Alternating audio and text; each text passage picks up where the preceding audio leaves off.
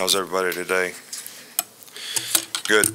After looking at the last game, I felt like our players did a really good job of competing in the game, executed really well, probably the best we played overall all year long. I think everybody was sort of unified in the fact that this was one of those trips where everybody was accepted a challenge to defeat the opponent, and that was their focus, and that's why we made the decision to, on offense and defense, everybody that played in the game really was the player of the game because everybody bought in and did exactly what we wanted to do. It's great that Damien got recognized as SEC player, offensive player, and Ross, offensive lineman. Those are great honors, for those guys, and hopefully we can build on some of the improvements that we made, continue to improve as a team. We look forward to the SEC home opener this week against a very good Ole Miss team. This is a team that has, beat us twice, 2 out of the last 3 years, and we played some really shootout kind of games with them, and they've had 2 really good wins this year, and fourth nationally in passing, make a lot of explosive plays, really good quarterback, probably the best group of receivers collectively we played against all year. Very disruptive on defense in terms of the way they play, create a lot of negative plays and tackles for losses, so it's going to be important that we do a good job of communicating and try to minimize that as much as we can. So this will be a real challenging game for us in a lot of different ways, and try to do the best we can to get our players ready to play even better this week. Okay, we'll start here with Chandler. Ole Miss has a new offensive coordinator, Phil Longo, who had a lot of success at Sam Houston State, throwing all over. What have you seen from his offense, and kind of a follow-up? Are there any challenges preparing for a team with a first-year head coach or an interim head coach like Matt Luke is? Well, I think that we have a lot of respect for the coaches who have been at Ole Miss. We also have a lot of respect for Matt Luke and his capabilities as a head coach and the way their team is playing right now and the success that they've had so far this year. I think the offense is a little different than what it's been in the past. Certainly make a lot of explosive plays, lots of RPOs with all the runs. Very, very challenging offense to try to defend. Everybody's got to do a really good job in this offense, I think, to be able to execute the way you need to, not to give up explosive plays, as well as to be able to stop the run, control the quarterback. This is a very, very challenging, spread out, very good skill player, very good utilization of their skill players, offensive scheme that their new offensive coordinator employs. Back middle with Cecil. Coach, there's been a great deal of conversation over the weekend about politics and football. How do you handle that with your players, and what, if any, are your opinions on that?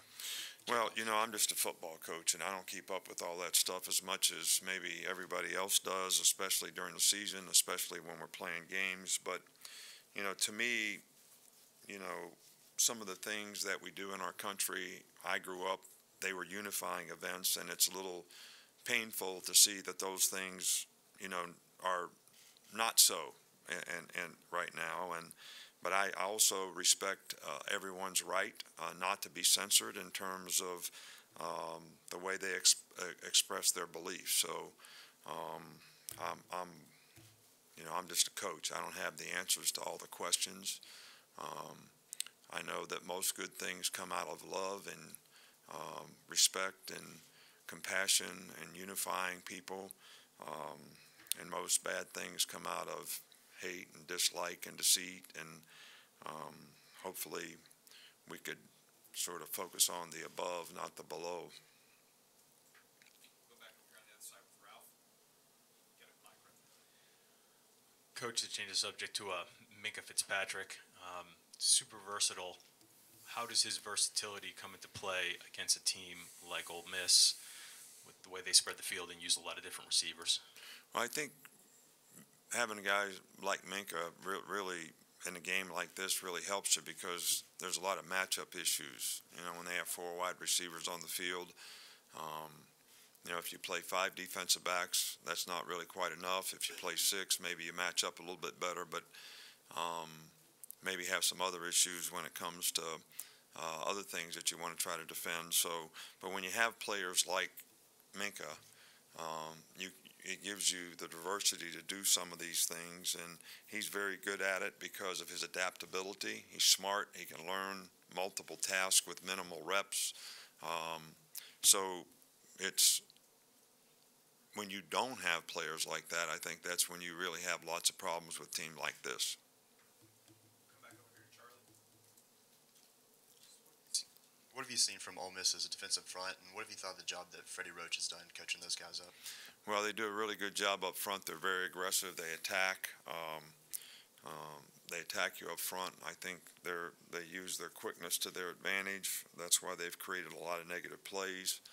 They play hard, and I think that's always a positive reflection on the coach. Come back over here in the middle with Michael. You guys have outscored opponents 55-3 in the first quarter. What do you think is behind that? Well, I guess the first thing I would think of is teams well prepared, get off to a fast start. That's the first thing that I would think of. That we execute well in the beginning of the game. The big focus in the last game was not to start fast. There's 2 parts: start fast, finish strong. So the starting fast part we got right. The finishing strong part we hadn't gotten right.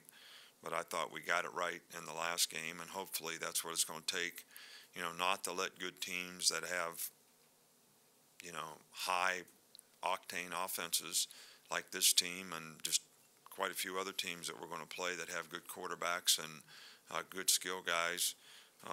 You allow them to get the ball enough, and you don't keep sort of pushing and being aggressive on offense.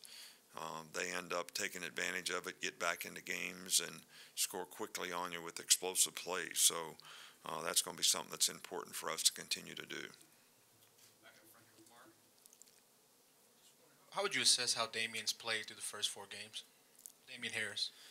Well, he's a player of the week. I mean, that's a pretty good reflection on. He's had good performance, good production. He's been very, very consistent in his play. I really like the roles that these guys have played at running back and embraced and been very productive in all regards. I think it helps them long-term stay healthy for the season, stay fresh. And, Damien's been our most productive guy so far. He practices well. He's well prepared. He's a good receiver. He's a good blocker. So he plays well without the ball, which probably goes unnoticed by most people, but is very important to the rest of the offense. Back on this side with John A Cena. 2-part question. One is how important is it that you guys are doing such a good job protecting the football on offense? And 2, how much of a credit is that to Jalen's decision making and then the ball carrier's just proper technique? Well, it's good, but the ball was on the ground 3 times in the last game. So they didn't get them, so we didn't turn it over. The difference is the ball wasn't on the ground any in the other games.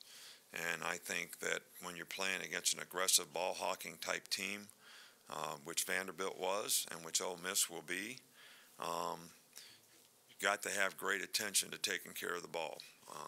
The ball. We got to attack the ball. We finally got a fumble, caused a fumble in this last game. But we have to do a better job of taking care of the ball because the ball was on the ground 3 times in this game. And that's really, really important. Turnover ratio is one of the most important things statistically in winning and losing, and that's something that we want to continue to emphasize. Back with Joe.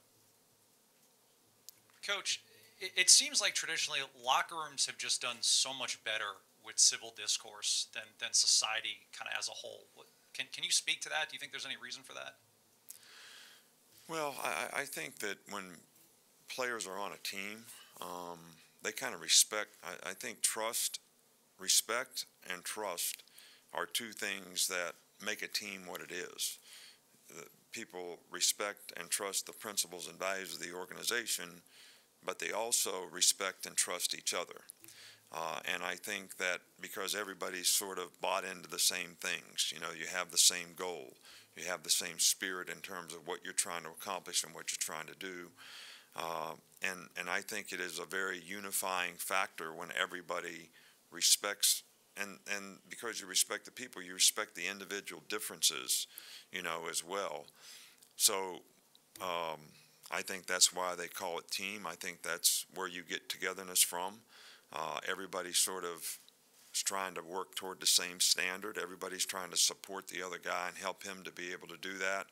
So a lot of the things that make a good team are the very things that create a lot of togetherness. And I don't think that you have very good team unity and team spirit if you don't have that kind of unifying force in the locker room. But I think it comes from respect and trust that gets developed because of everybody sort of buying into the same goals and have the same aspirations for what they want to accomplish and what they want to do and how they support each other.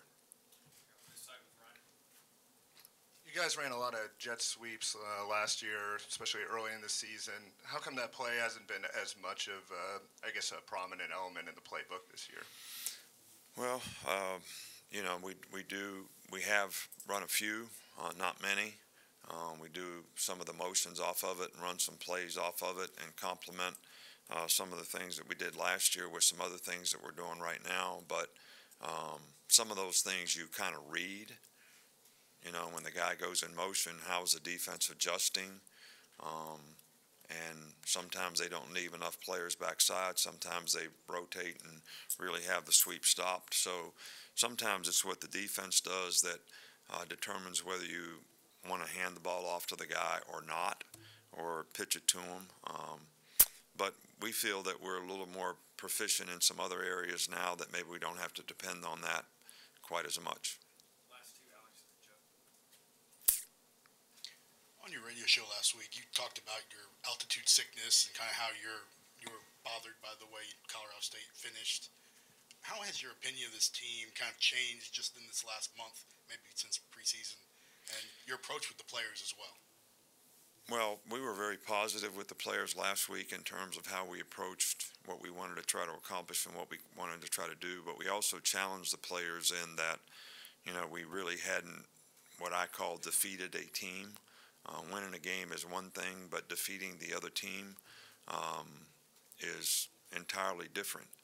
And I felt that in this last game, it was the first time that we really did that, where we played for 60 minutes. We stayed focused on what we were doing. We didn't lose our sense of urgency or intensity at any time during the game. And that's really what we wanted to accomplish, because I think that's very important to being successful in our league because of the quality of opponents that you have week in and week out, and that's kind of got to become who you are. That's got to become a personality, and I was concerned about that, but feel much better about it. But now the challenge is can we sustain that? Right here. Nick, oftentimes during games, when the defense is off the field, you're communicating with Minkah on the sidelines. How does he take your communication with him during the game and then apply that directly onto the field? Well, I communicate with really all the defensive guys. Sometimes I communicate with the offensive guys. Sometimes I communicate with Jalen about certain things. But, you know, players are always, I think it's how do you approach a player? I never, ever want to approach a player and have a player think that I'm disappointed in them. I think players sense that. I think it affects their confidence. I'm always approaching players on they did this. This is how we need to try to react to that, or we need to adjust to it this way, or they're playing this, or to go back to the jet sweep, they're spoken the safeties every time, so this or that may be a better play against that. So you're really just constantly teaching during the game for the next situation in the game.